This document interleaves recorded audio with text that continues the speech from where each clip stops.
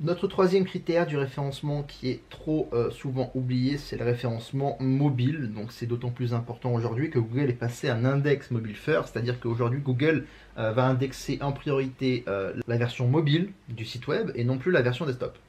Et le plus gros oubli que je vois quand je travaille avec mes clients, c'est on fait un site qui est super beau, hein, avec un super design, sauf que le site, bah, on le construit sur ordinateur, forcément, parce que sur ordinateur, c'est beaucoup plus simple que de créer un site sur mobile.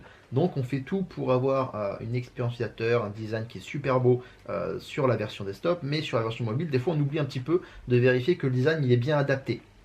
Donc en général, quand on travaille avec WordPress, il n'y a aucun souci parce que la plupart des templates premium sont responsive design, donc ils s'adaptent bien sur tablette, sur smartphone, sur tout type de support. Donc il n'y a aucun souci. Mais quand on travaille le design, on peut avoir des soucis avec des éléments qui sont un petit peu trop gros, qui s'affichent mal, qui sont pas trop visibles. Voilà. Ça change un petit peu le design de la version mobile par rapport à la version desktop. Ça s'adapte pas forcément à 100% exact. Donc il faut le vérifier. Ça, on le fait pas assez souvent. Donc c'est important d'avoir une ergonomie qui soit vraiment nickel sur smartphone, parce que Google regarde en priorité la version smartphone. Et aussi, bon là, ça va dépendre la thématique, mais en règle générale, il y a plus de 51% des internautes qui font une recherche sur mobile. Donc ça ne s'adapte pas à tout le monde. Par exemple, moi, je travaille dans tout ce qui est web marketing, marketing digital. Voilà, moi, la plupart des personnes qui viennent sur mon site web arrivent sur desktop, pas sur version mobile. Je dois avoir peut-être 30, même un petit peu moins de 30% des personnes qui arrivent sur mobile et les restent sur ordinateur. Mais voilà, tout dépend de la thématique. En règle générale, le plus souvent, les utilisateurs arrivent sur téléphone mobile. Donc super important d'avoir une ergonomie au top sur le mobile.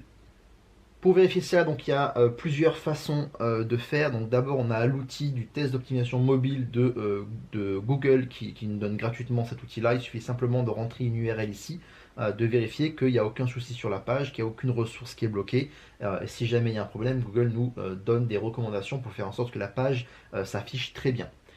L'autre moyen de le faire, parce que cet outil en fait nous donne la version Google, c'est-à-dire comment Google comprend la version mobile, donc c'est important que Google la comprenne bien, mais c'est aussi surtout important que l'internaute la comprenne bien. Donc le plus simple c'est d'aller sur votre téléphone, de taper l'URL de votre site web, de naviguer sur toutes les pages et de vérifier qu'il n'y a aucun souci de design et que tout est OK.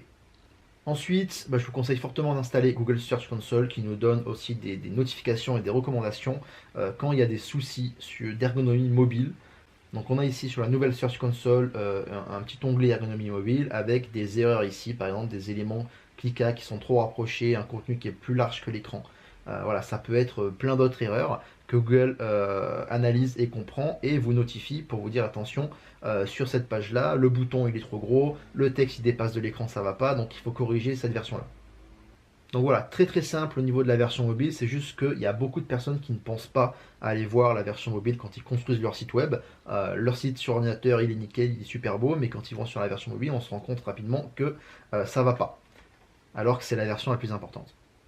Donc voilà pour les trois grands critères du référencement naturel qui sont trop souvent oubliés. Donc c'est les critères que je vois la plupart du temps avec mes clients. Donc on a le référencement mobile, donc on est trop souvent sur la version desktop, pas assez sur la version mobile. On a le référencement local, donc on pense souvent à se référencer en touchant le maximum de personnes le plus large possible, alors que souvent c'est quand on cible une petite clientèle qu'on a les meilleurs retours. Le référencement local, ça ne veut pas dire qu'on ne se référence pas en national. En revanche, si on se référence en national, peut-être qu'on ne va pas forcément être bien référencé en local parce qu'il y a peut-être des acteurs qui eux le font, donc ils vont nous passer devant. Et ensuite, on avait le référencement des images qu'on oublie aussi trop souvent. On peut drainer quelques trafics, quelques visites depuis Google Images. C'est aussi important de le travailler. Donc voilà pour les trois critères. Si jamais il y en a un que vous avez oublié et que cette vidéo vous l'a rappelé, n'hésitez pas à me laisser un petit commentaire sous la vidéo pour m'en parler. À bientôt.